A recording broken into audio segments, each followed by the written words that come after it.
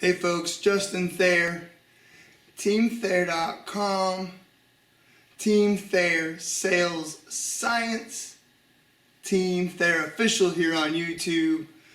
I am under the weather today.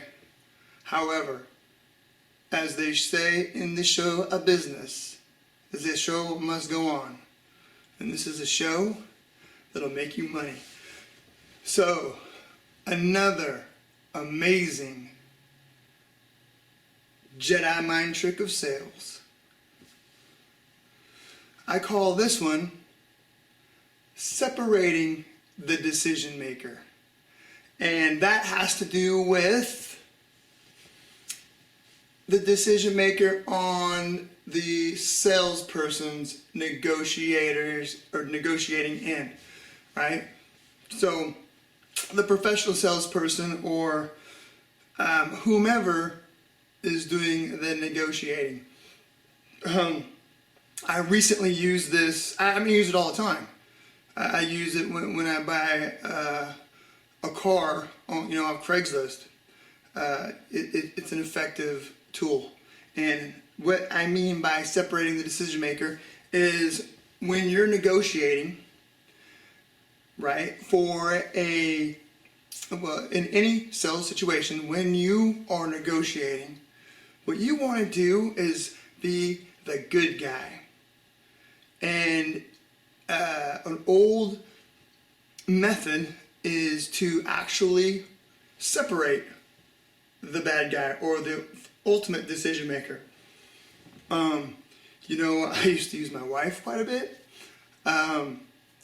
When I'm buying just the cars or negotiating with on a personal level. In sales, of course, when you work in cars, there's a liner, closer, and the desk, the mystery guy behind the curtain that makes the final decision that you never see. There's a reason for that. There's a reason for the three-stage process, or even there's a two-stage or a three-stage process that every car lot, motorcycle shop, boat shop, most big ticket item sales, right? In real estate, the decision maker, is usually the seller, or sometimes it's even the lender, the bank, the person loaning the money. So basically, you're coming off as, hey, you know what? Man, I'm with you. I want to do it.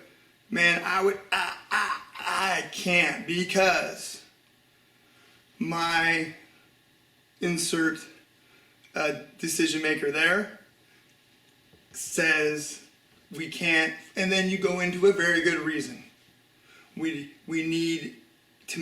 not making the minimum profitability, or we're losing money, or it's a break even at that, or my clients owe more than that, or they owe right close to it, and with the commission and repairs, we're just not going to get there. They have to have some money in their pocket.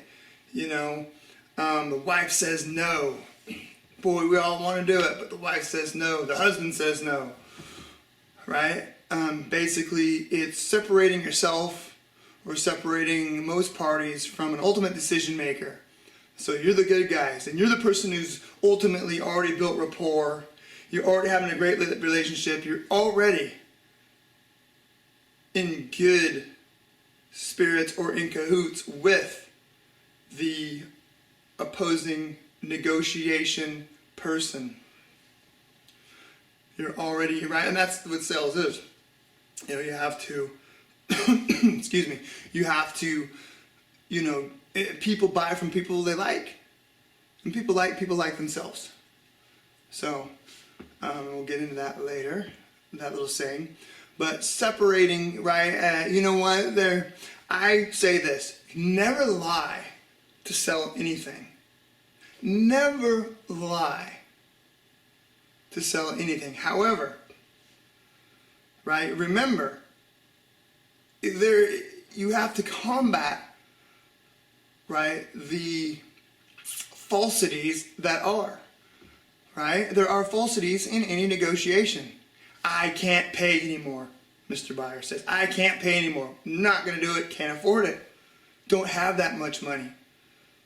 right? And of course, we all know that's not the case, right? Right? This doesn't really work like that.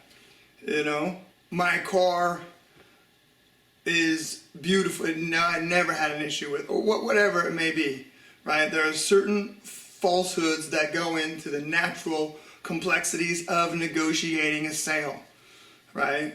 And there would be, I would call it acceptable puffing. Acceptable puffing would be, man, but this is the nicest.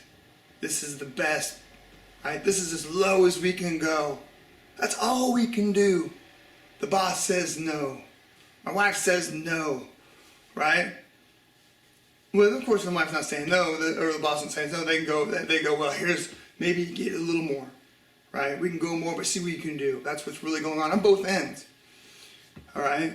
A lot of times the salespeople get the blunt end, right, of the stick. They get the hard end because they come out ahead, or they're better trained and they're superior in negotiating because that's what they do for a living. So you salesmen get a bad reputation across the board for being liars.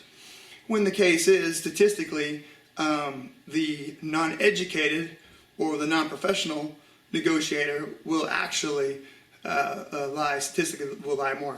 But so what I'm saying is, you never want to lie, but you can do this kind of puffing. It's called puffing in a legal context, right? Up to, right, Playhouse 20, right?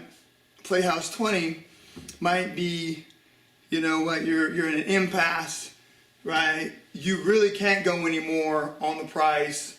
So you say, hey, I'm going to try one more time, and you go, right? And you just leave the area, or you can even get on the phone, and I call this Playhouse 20, and you call whoever you're calling and say, hey, right? And you're kind of only having a facetious conversation or a fake conversation, because it's like you already know like where the deal lies, but you have to paint a picture to make sense of the numbers or whatever item you're negotiating to the buyer, so their comfort level rises, that they've done all they can, they feel good about their negotiation, they feel good about the work they've put in, and they can move forward. To help the buyers help themselves make the best decisions for themselves, right? A great salesman is a great negotiator. A master salesman helps buyers come to the decision that's best for them time and time again, and then they're able to work completely off referral business like I do.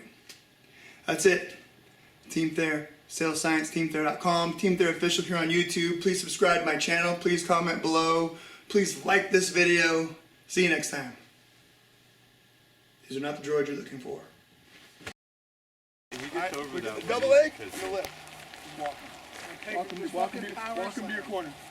Alright? Helpless. Yeah, it's like what I do to you the all the feeling time in your for it. stomach when that's happening to you is sickness. And you can't stop it. It's not like as soon as he slams you, I'm gonna kick his ass. Your mind doesn't even go there. You're just like, dude, this sucks. Right?